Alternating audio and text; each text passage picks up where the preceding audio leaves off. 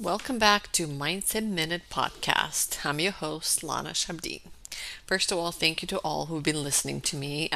You really encouraging me, and I appreciate that very much. Today, let's talk about something that just might shift your entire perspective, the importance of dreaming your dream, not someone else's.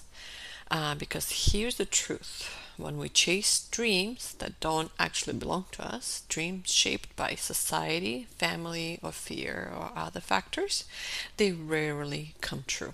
And even if they do, they just don't feel right. I'm sure all of you at some point in life had a dream or dreams that you wanted so bad, and when they came true you realized you were okay with it. You're like, the dream came true, but I'm not really super excited about it. Or maybe I'm on the other side, it just never came through. No matter what you did, no matter what you tried, but that dream just never came true, and you could not figure out why. I've done a lot of research on that as I'm writing my second book about dreams and how they come true. Magic Within. It should be out within the next 6 to 8 months, hopefully. But yes, so I've done a lot of research on that, and I've figured out from, again, all of it from a lot of reading, researching, and personal experience, that I realized that a lot of the dreams we think we have are ours actually not our dreams. They are someone else's. What do I mean by that? I mean by that we had seen somebody wishing for that, talking about it, having it, doing it, whatever is the case, and we just assumed, oh my God, I want the exact same thing, right? And we actually, at the end of the day, we realize we actually, that's not our dream, that's not actually what we wanted. What can we do to make sure to avoid situations like that, right? There are different steps you could take to make sure that this is your dream, or there are certain signs that you could look at, and certain questions you could ask, right, yourself. One of them is, start with a question. Have you ever asked yourself if the dream you're working so hard is truly, truly yours? Reflect on how many people pursue careers, relationships, and lifestyles, and see what they actually expect from it, right? Did you always want it to be a doctor, or did you always want it to be a stay-at-home mom? Do you even understand what comes with being a doctor as far as the school concern, all the hours of studying and internship and so forth, and afterwards too? It might be a dream of yours to help people, to get better and feel better in regards to a doctor dream. But at the same time, is that really what you want to do? There's a lot of doctors work very hard hours. It's very expensive to go to school in addition to all the hours before you even become the doctor, right? Or if somebody wants to be a stay-at-home mom, is that really something you want to do? Are you ready to drop whatever you're working, your career, whatever it is that you're doing, to just stay at home with kids 5 days a week? Well, it's not really actually 5 days a week, right? To all honesty, it's 7 days a week, 24/7, right? So where a job is 5 days a week, 40 hours a week, right? Staying home mom is really 24/7. Is that something you really want to do? I'm not saying that it's a bad thing. It's just I don't really think it's for everybody. You have to be in the right um, mind of state of mind, right? To make sure you want to do this, to make sure you're actually ready for kids screaming, yelling, you're cooking constantly, you're cleaning constantly, and so forth. Again, that's just one of the examples, but take any dream of yours, and can you literally just see yourself doing this for the next, I don't know, 5 years, 10 years, whatever that it is? So, why is it so important to be aligned with your dreams, right? Dreams rooted in authenticity come with a different kind of energy. You feel the energy when you're excited about something, right? So those dreams should motivate you. They should wake you up in the morning and get you ready to do what it is you have to do towards those dreams, right? Dreams that aren't really yours, they don't feel the same. They feel heavy. They feel like it's not anything you want to really do. You're almost forcing yourself to get something done towards those dreams.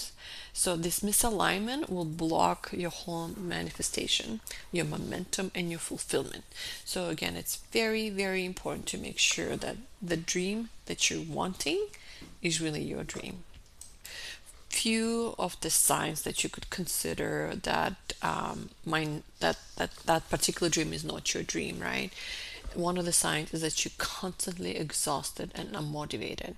If it's truly your dream, no matter what it is, if you have to climb a mountain to get to your dream, you're going to do it without anything holding you back, right? You're going to go and you're going to get this done.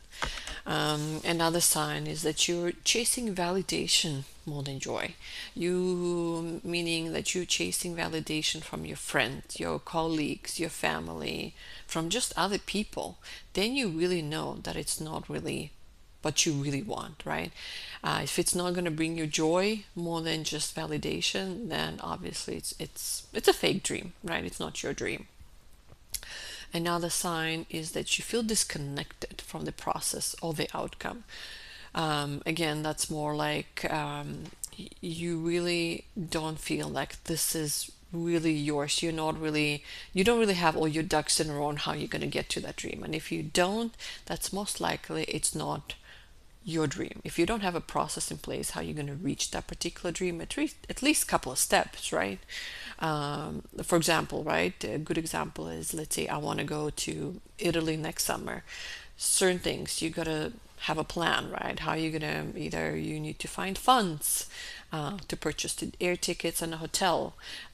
Two, you need to at least maybe get a swimsuit or get an outfit towards that, and maybe plan out who you're going to go with or what are you going to do or what places you're going to go. You have to have some sort of steps towards your dream. This is, again, that's just a very easy, simple example towards your dream, right? Going to Italy. But take any dream of yours and see if you're able to write out those steps. And if you can, then yeah, that's most likely is yours. But if you cannot write those steps out, you're not able to determine how you're going to get there, then most likely it's not your dream. Not that it's not feasible, that it's not doable, it's most likely a borrowed dream, right? One question I'm asked a lot is, how do I find my dreams? How do I really know what I really, really, really want? Start writing things down. Maybe start writing all the dreams you could think of. One day I literally sat down and wrote down 100 dreams. And a few weeks later, and then again a month later, and then 3 months later, I went back to it. I revisited my list, and I realized that even a few weeks after, I realized I really didn't want something that I had written down, that it was my dream, but it really wasn't. Then I crossed it off. Then a month later, I did the exact same thing. I revisited my dreams, and I realized that's not what I wanted. That was somebody else's idea, but I borrowed it. So I crossed it off. So then from 100, my list went down to, I believe, like 50. But still, I realized that about 50 of those dreams were really truly not mine. And then obviously you take a little journal and you start planning your dreams and your goals. I have a goal journal that helps out to get those steps in place. So if you have a dream or goal that you want to achieve, check out my journal that I have, Goal Navigator, available on Amazon. But yes, so if you have a particular dream, multiple, start writing the steps towards it and slowly start achieving them. One other very, very, very important aspect is your ability to see your dream come true in details. That might be a different podcast completely because it's going to take up a lot of my time. But your ability to see, to feel, and be a part of that dream, to be in that dream. And if you are not able to feel it, see it, touch it, then most likely you're not either ready for it or it's not your dream. So make sure you are really, really focused on that. Also, how to add, another thing to add is how to find your dream. Try to revisit your childhood passions and natural curiosity. Try to go back to the past. Was there something that you really wanted when you were smaller, younger, 10 years ago, 20 years ago, and that seemed like it was either impossible or a silly dream to have? Revisit it and see where you stand with it. Maybe it has changed a little bit, but that's one other way to find your true dream.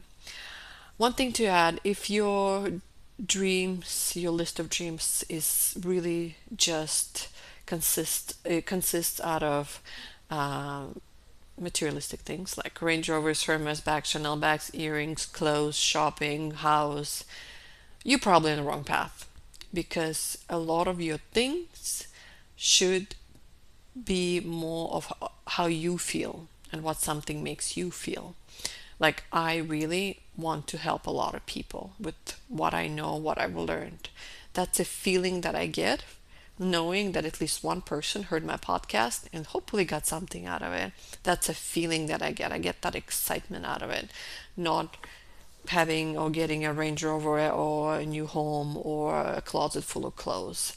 What I'm trying to say, it's not necessarily a bad thing to have all those things, but I think at least a good 50% should be about the things on your wishes and your dreams, on how they make you feel versus what you actually have in materialistic things. Because trust me, materialistic things come today, they gone tomorrow, they come and go. But the things that truly made you feel that you've done something, you achieved, you actually had that feeling of achieving and having that dream, that's what you really want. I mean, if a Hermes bag really gonna make you feel the important person in the world, then hey, that's how it's gonna make you feel, right? But if it's gonna make you look better in front of your peers, your friends, your family members, whoever it is, then that's not your dream. Not necessarily you're on the wrong path, but that's not your dream. You're on the wrong path is most of your things are materialistic things. Most of your dreams are materialistic things. So try to write down that list, right? Revisit it. Look at it again. Is that my dream, or is it somebody who I know? Did I see it on social media and I thought this is my dream? Revisit it in a week, revisit it in a couple of weeks, revisit it in a month, a year. The reason is, as much as maybe you want to have a lot of those dreams, you want to make sure that they are yours and you're not clogging up your space, your energy, your manifesting energy towards unnecessary dreams. You want to make sure they are yours and you're authentic, and that's what you're manifesting, that's what you're going towards.